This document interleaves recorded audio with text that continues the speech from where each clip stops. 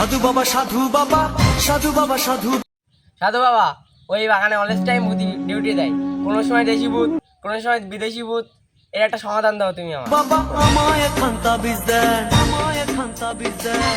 আমার ঘরে তুই বাগানে না গেলেও পারতিস, তুই ফাও ফাও বাড়ি ভাত খেয়ে ভূতের পোঙায় লাগতে গেলি কেন? সাধু বাবা আমরা ভূতের পোঙায় কামড় খাত যাইনি, ভূত আমাকে পোঙায় কামড় খায়। ওই বাগানে সোনা রানা আছে, না হলে ভূত এদের পাড়া দিত না, ওই যাই রহস্যময় কিছু একটা আছে। ওরে শালার পাগল, ওটা বাঁশ বাগান, ওটা কেজেপ না। শোনা শুধু কেজি যাবেও না, বাঁশ বাগানও থাকতে পারে। বুধ এত জায়গা তুই এই বাঁশ বাগানে ছিল কি করতি? মুসার কামড় খাতি? তোদের কথাই ঠিক আছে, তা তোরা কি বোঝাতে চাচ্ছিস সেটা বল আমার সাথে।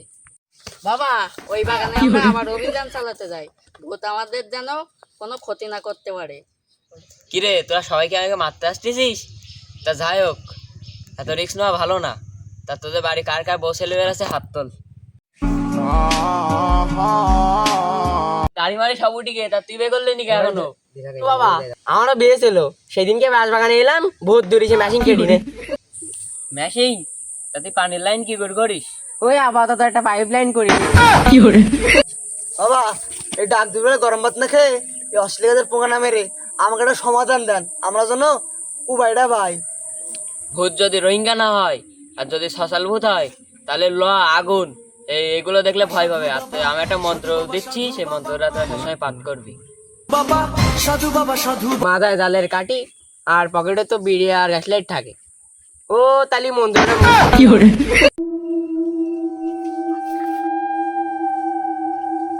সাদা জালের কাঠি আর গ্যাসলাইট দুইটা নিয়ে আইছি, আর সাধু বাবার ওই মন্ত্রটা মুখস্থ করেছি। তোরা সব দূরবীন দিয়ে দেখ। হ্যাঁ ঠিক আছে ঠিক আছে, চলো চলো।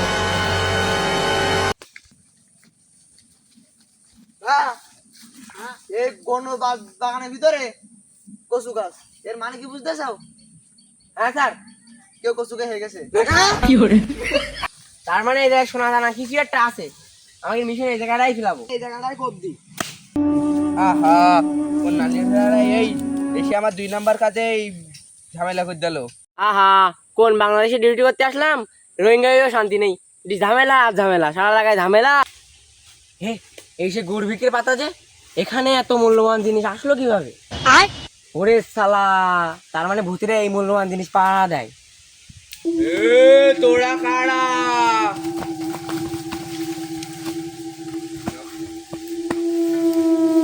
ভূত ভূত ভূত, এই সে কাঠি বের কর, মন্দির পর গ্যাসলাইট বের কর। হোম ত্রিং ড্রিং ফুম চুম চুম ছু। আহারে এ কদিন আটার জ্বালাই দুটো ভাজা পরোটা খাইতে পারিনি রে।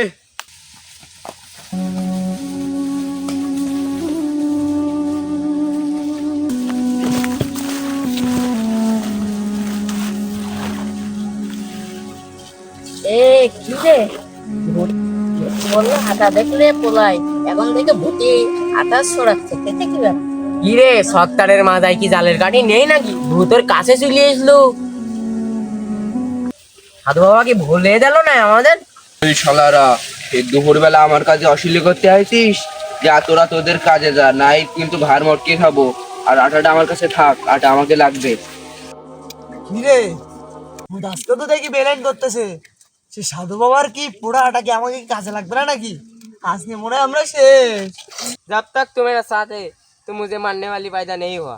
এই কারা বাদাম আমার লাগি আমার ভুল হচ্ছে। সরি চাচা, কাটাব্বা চাচা তুমি কিছু একটা করো তো।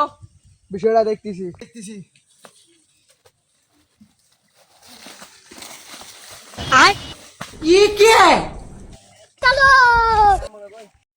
এ বুদাই তোর কি সমস্যা? তোর আল্লাহ 30টা দিন আমাকে শান্তিতে থাকতে দিবি নি?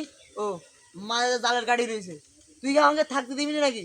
তোর আমরা কি বল, আল্লাহ 30টা দিন আমাকে থাকতে দিচ্ছিস নি তুই?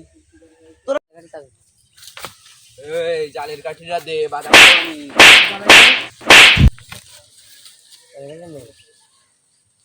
বল যাই বাদাম খান। শেষমেশ বুঝির কাছেও মায়ের খাওয়া লাগলো, বাড়িতে কষ্ট মষ্ট করে জালে গাড়িটা নিলাম, বুধির কাছেও মায়ের গেলাম, বাড়িকেও মায়ের খাওয়া লাগবে। কেউ আর ভূতের হাত থেকে আমাদের রক্ষা নেই।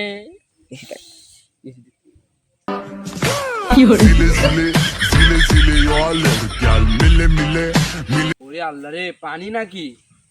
ওরে ভূতি শুনলাম আটা দেখে পলায়, এখন দেখে পানি দেখে পলাচ্ছে, কাহিনী কি? ওরে আল্লাহ রে, ছেলেমেলে দেখি জেনে গেছে, ওরা দেখি রহিম তো ভূত পানি দেখে বলাই, তাও কিন্তু জেনে গেছে। ওরে আল্লাহ রে, ভূত এই সাইডে যাবে না, গাছে মাছে থাকে কি? এ মরে ওই সে মন্ত্র মার মন্ত্র আরে ওই মন্ত্র এই সাধু বাবা যে মন্ত্র পড়তে হলে ওইটা পর তুই বল, আমার মুখস্থ নেই। গিলি গিলি গিলি গিলি গিলি গিলি ধাপ্পা, যেখানে ভূত সেখানে আমরা। এই ধর ভূত ধর।